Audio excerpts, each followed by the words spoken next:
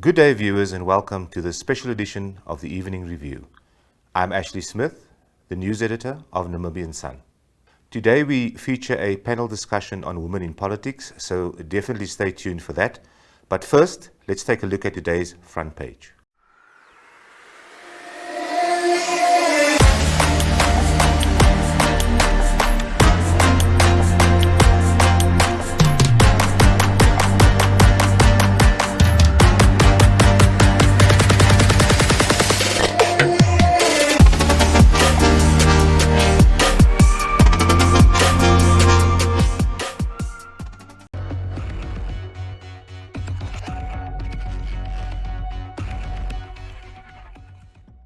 The panel discussion I spoke about earlier, about women in politics, features Utara Mootu from the Landless People's Movement, as well as socio-political analyst and communications consultant Rakkel Andreas. They spoke to Jemima Bucas, and this is the footage of that discussion. Good afternoon. My name is Jemima Bucas from the Namibian Sun Evening Review. Today we have one of the very few female political and social commentators with us in the house. Her name is Rakkel Andreas. Good afternoon, Rakkel. And then we have the youngest MP heading to Parliament next month from the Landless People's Movement, LPM. She's also the party's parliamentary spokesperson, which is the first for the country. And this means that if you find her in the shop, you can grab her and raise your issues with her, basically. So ladies, women obviously over the years have shown that they can hold more than their own, but it really takes a cutthroat personality to break into politics, which has been for years, since time immemorial, been dominated by men. What are the traits that you think women should have or nurture to make it in this industry or this sector? Well, basically, you are right. For many centuries, women had to have this male facade to them in order for them to be taken seriously. Their appearance was sexualized in corporate business, just not in politics. But I think the most important thing you should have, even no gender required for this, is you have to have an identity. You need to take up space. People need to relate to you, and I think in politics it's very important because you're representing people. So you need to understand, why am I doing this? What makes me special? And how can I use my experiences, my backgrounds, my personality? You should be very much vigilant of what's in society, and you should have a charismatic personality in order for you to be loved by society, because we see people like Malcolm X. He was in prison, but he grabbed people's hearts and they loved him. So I think those are one of the most important things we have. But I think with women, it's a natural thing. It comes with our femininity, with our aura. We're just beautiful, man. Okay. Rakkel, what do you say? I would say you need to be interested in politics, and I think this ties into her comment on identity. You need to know who you are, and you need to be self-aware. You need to know what your interests are. And so with interests, basically means you'll be resilient in that particular sector, which means that you will push, to get noticed. You will want to stand out. You'll make sure that your voice is heard. And when we live in a patriarchal society, the unfortunate thing is that women who are interested in politics have often had this misconception that they needed to behave like men, or exude this masculinity in order to be taken seriously. But in your soft spoken nature, provided you know who you are, you know what you stand for, and you need to have a passion for justice. You need to have a passion for people. You need to want to serve people. And I always try to use platforms to say, if you're interested in politics, don't look at it like a career. It's literally you saying, I'm putting myself last for the interest of other people. And I think for women that tends to come almost naturally. Of course, there are cases where women just don't care about people, but the general rhetoric is that a woman tends to nurture naturally. It comes naturally. I guess it comes from a place of, being able to make babies and nurture them and, you know, take care of them. So in that sense, we are inherently servant leaders. So you just need to tap into that inborn potential and really be interested in it. The last thing we want is a female politician that is there and they just don't really want to be there, but they're there because they're told to be there. So interest is very important. Thank you for that. Speaking about that, having a female politician is really not making any difference. What do you, Rakkel and Utara, think of? There's been this debate around the 50-50 representation of women in parliament or women in leadership, and especially the men saying these are not quality leaders, they are just there to make the number. What do you make of that? Jemima, this topic, it's a loaded one, and trust me, we will not exhaust it sitting here. But what I can say is that the reality is that we've had a society that is predominantly having male leaders. So the thing with the 50-50 quota system is that, you know, when you think of a quota, it basically means you're making provision where there was none. So what it does, it opens the door. Now where and I'm advocating for doors to be opened where they're shut. We're looking at an opportunity that should be there, that is not there. And that is what we're talking about when we talk about gender inequality. The same way as, for example, you get a job being advertised and they're saying, no, you know, high priority will be given to people with disabilities, high priority will be given to youth, high priority should be given to women leaders to get into the door of decision-making bodies. Now, the part where I sort of put the brakes on is, now, are we putting in just any woman? Or are we putting in women that actually have an interest in politics, have an interest to serve this nation? Because if we're just putting in any woman, then close the door. But I would say the door needs to be open, and that's why I commend political parties like the case of SWAPO now, where they came through with a zebra party list. And out of that, we saw women coming in. Now, the follow-up question then after that is, okay, 5 years later, what happened? Now, that's where the conversation becomes a bit loaded. But I would say I advocate that we should make the space where the space needs to be made, and it's not there. But I start to sort of say, but in creating the space, you need to make sure that the right people get in there. And I feel like that's where we sort of drop the ball a bit. And it opens the door for so many, you know, meritocracy arguments. And I'm always like, but were these arguments really there when it was just men leading in these positions? Whoever questioned if this honorable is qualified to do whatever. But suddenly that women are there, then suddenly it's an issue. I agree with you, Rakkel. I would like to look into the stats. If we just look into the 2014, the sixth National Assembly women who went there, you saw an increase from 1990, which from 7% to 45%, largely 45, 47%, if I'm not mistaken.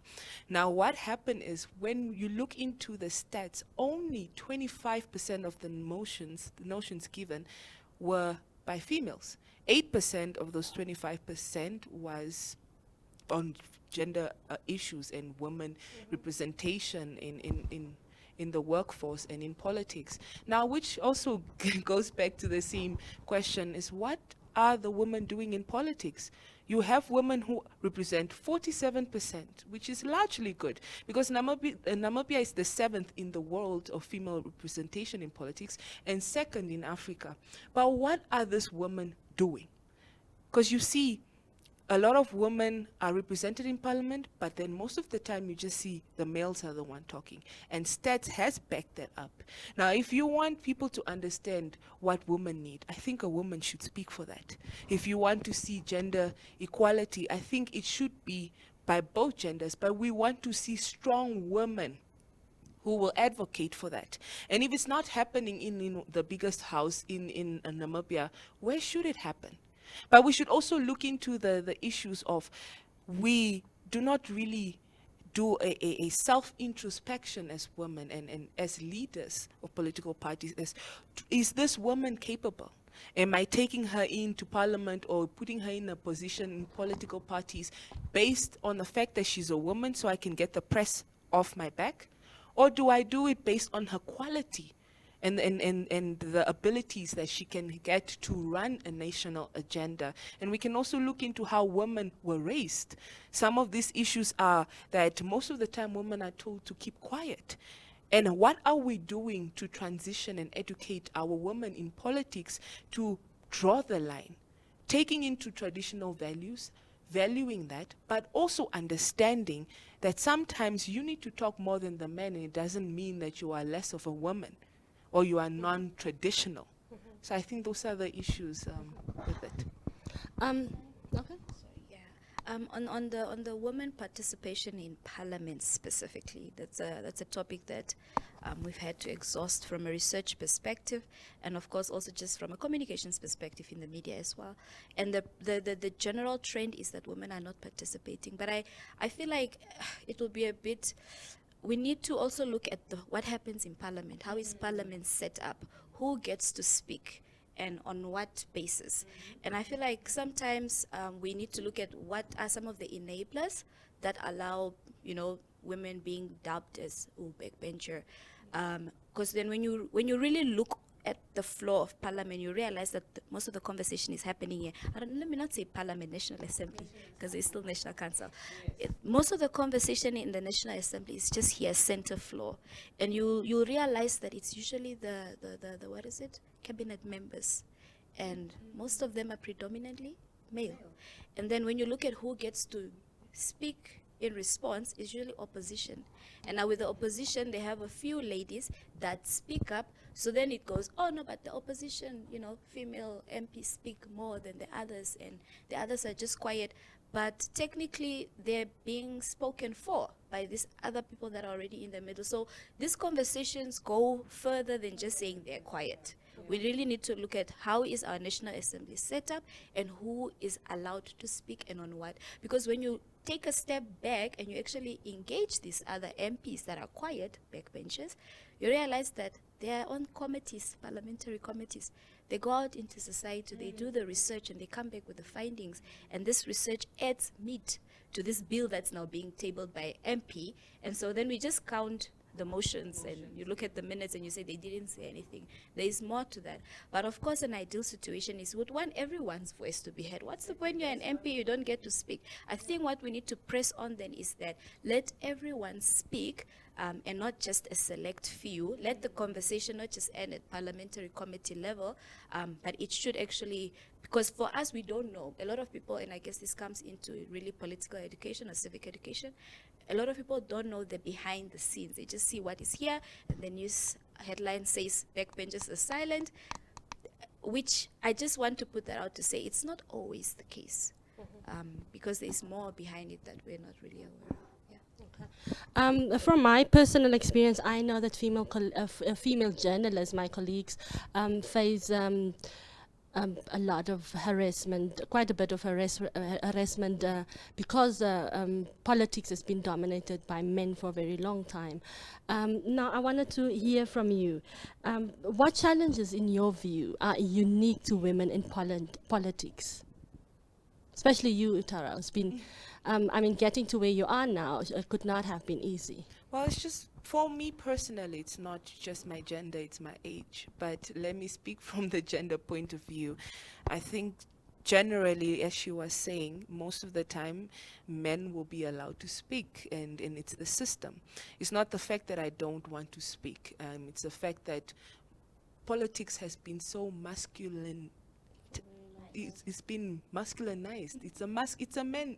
When you look at a president and ask a child in class, what do you think a president does? I think most of the time we think of a male, and that's how it has been in the system. So when a woman comes in, she has to face with that system that has been largely made male dominant. There are issues, is she capable? One of the questions I remember in one of the interviews I had in the newspaper, if I'm not mistaken, the Namibian, they asked me, were you placed in your position based on your beauty? They don't know how to separate between beauty and brains. They say that, oh, maybe she's beautiful, that's why she was placed there. Or maybe she had to sleep her way up to get to where she is. Because I'm just being very raw with you. That is the reality. And we get harassed in so many ways based on the way we look, the way we dress, what we decide, our boundaries, the way we speak. If I don't speak in a polite and soft manner, then I'm seen as a leader who's not appealing to society. If I'm out there in the streets, which normally I am, I'm very radical and I'm loud, then I'm seen as, this one is something else. Are you? And we don't look at, for instance, men can get away with just behaviors in politics. They can get away with dressing any way they want, but then you don't necessarily link that to the person's capabilities. But then with a woman, it automatically becomes who she is. If I'm radical, then I'm probably rude. And if I'm rude, I'm probably stubborn. If I'm stubborn, then I can't perform. So those are the many challenges that I think women face in politics. It's the image of a woman and trying to distinct between her work and who she really is. I don't want to isolate what women face in the political arena as necessarily unique compared to other women elsewhere. We have, if you were to sit with an engineer today, a doctor today, we'll be speaking the same language. The only thing we'll be changing is the sector or the landscape. Women across the board face similar issues that she alluded to. But I think with politics, it becomes a bit tricky in the sense that you are now in the in the public space. And so suddenly everything about you is being put on the chopping block and you need to conform to certain societal norms. And when you don't, then you are your entire being is now being questioned because you believe you have a voice and it needs to be heard. And so I think with these stereotypes, I think the fact that we have people like her going into parliament is exactly to just push against the grain. And I think the difference between the two of us is while she's a politician, I'm a technocrat.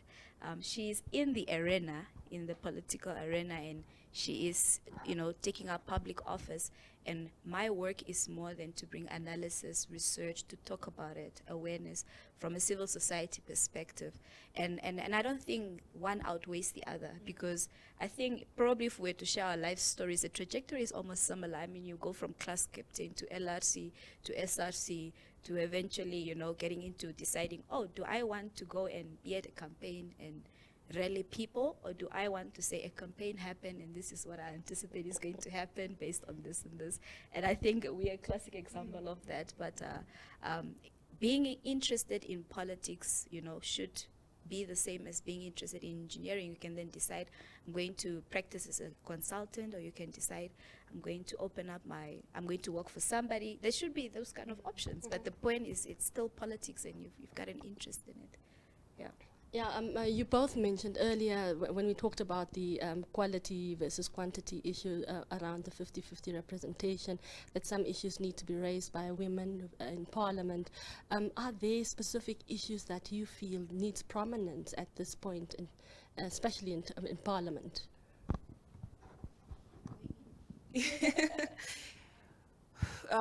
Would it be surrounded by the gender question, or Not can I? necessarily. Any issue that you think has been represented? Well, firstly, our gender-based violence, it is the very face of crime nowadays in Namibia. We need to try and reform our legal laws in terms of that. We need more strict sentencing when it comes to that, because people sometimes don't understand that what you're doing is wrong, because most of them just get 20 years. They don't really. If I'm 21, I kill someone, I kill my girlfriend, I can get out by 40. I'm good. I'm still young. I'm fresh. I can still continue with my life. What we also don't do in terms of victims is to do a follow-up.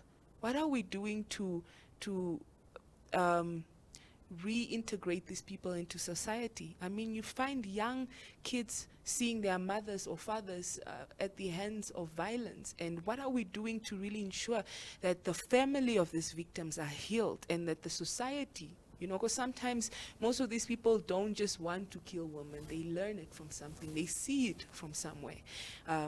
But not trying to justify it. But we should really try and internalize, like the president says, this is a year of self-introspection. So it comes with that. You really need to have projects of that. Mental health issues. We look at the high suicidal rate in Namibia. It's generally largely in the youth population. What are the causes of that? What are we doing in a society? I come from a society, a black society, where we don't believe in therapists. We don't believe in speaking, especially for the male child. What are we doing to our sons? How are we raising our men? I think most of the time we need to look into projects to link society and to help us go through this trauma that we're facing as young people in society, in poverty.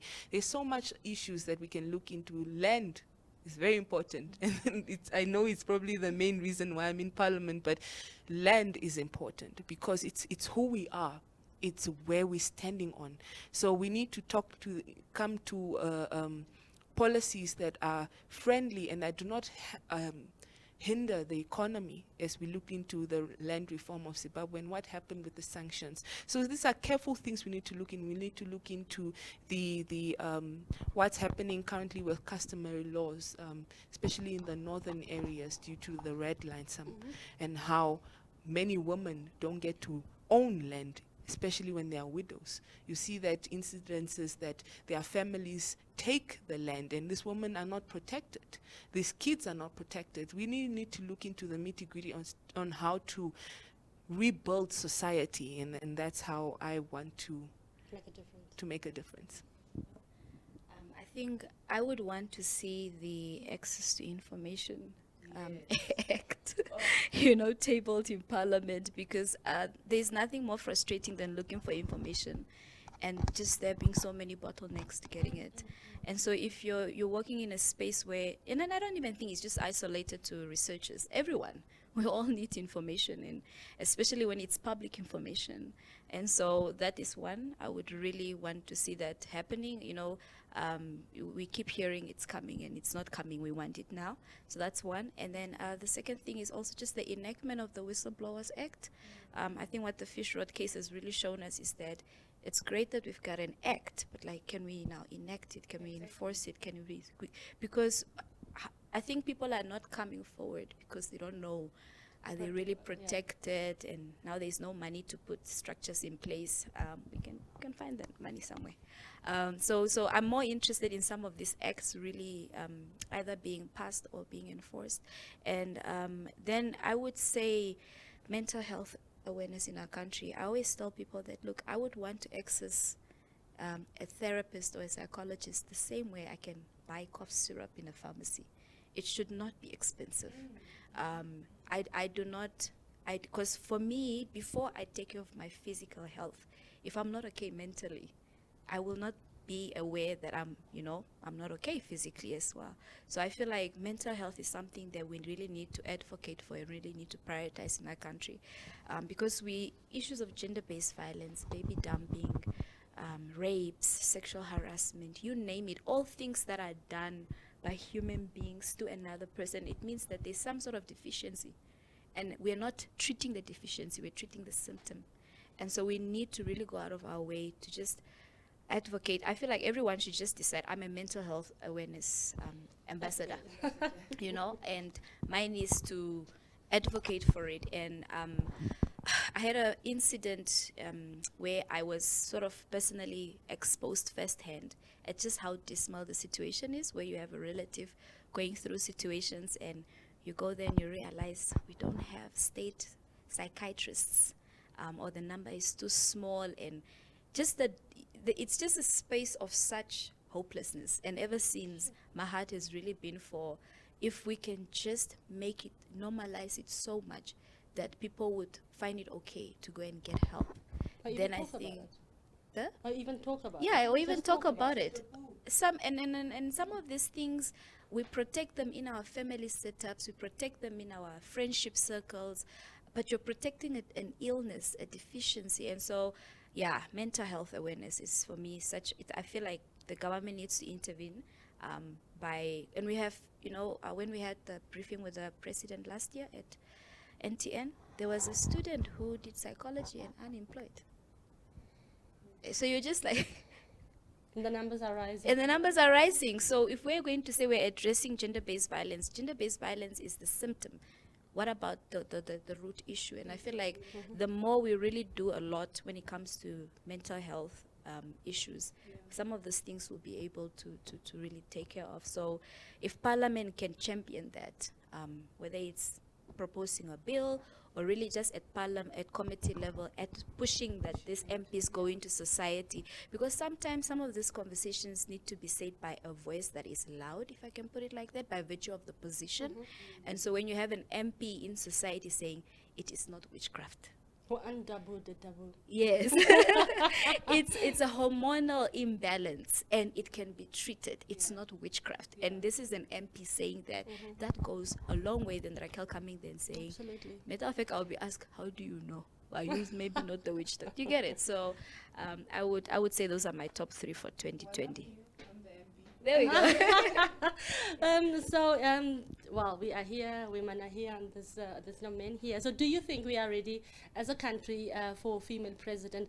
And speaking about a female president, and obviously there's a lot of anticipation and a lot of hope from some sectors that we would get to see a female president in this country.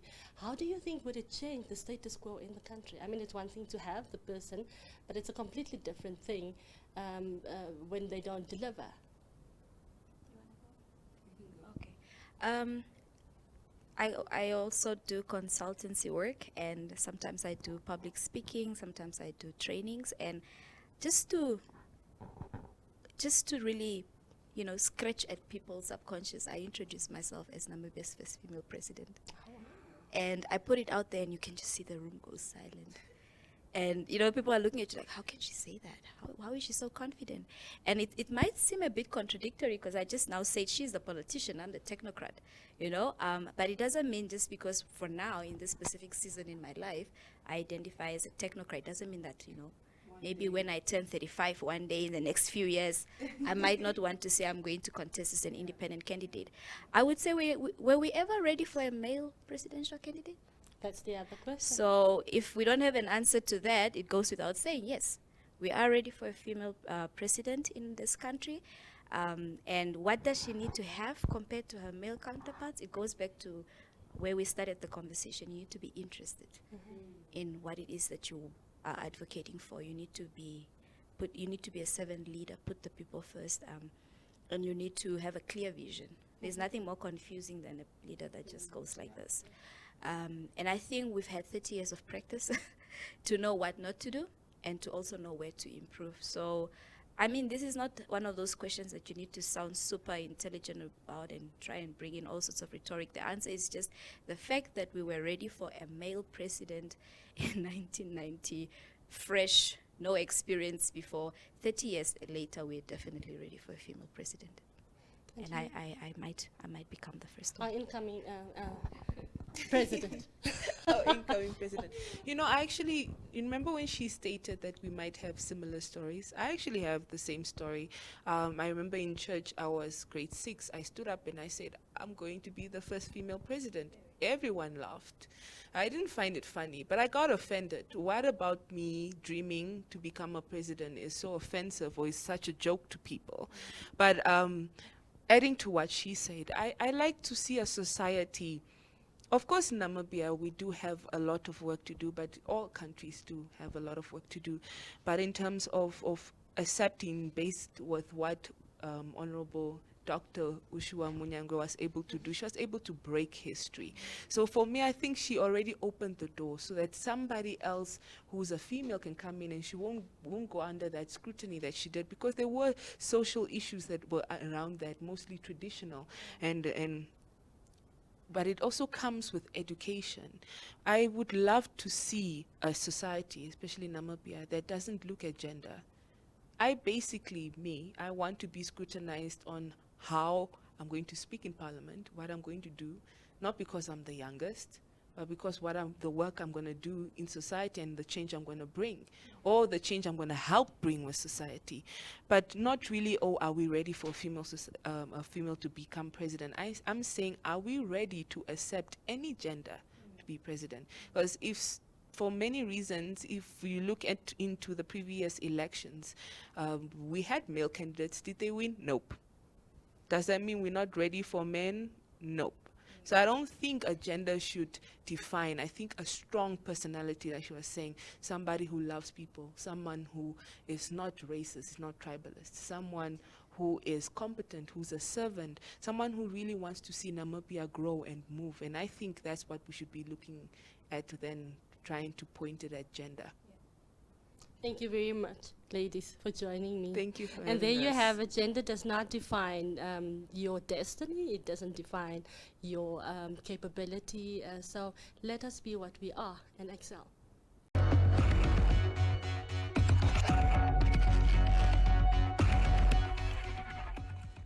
And that is all we have time for today on the Evening Review. Thank you, as usual, for joining us, and we'll see you again tomorrow evening.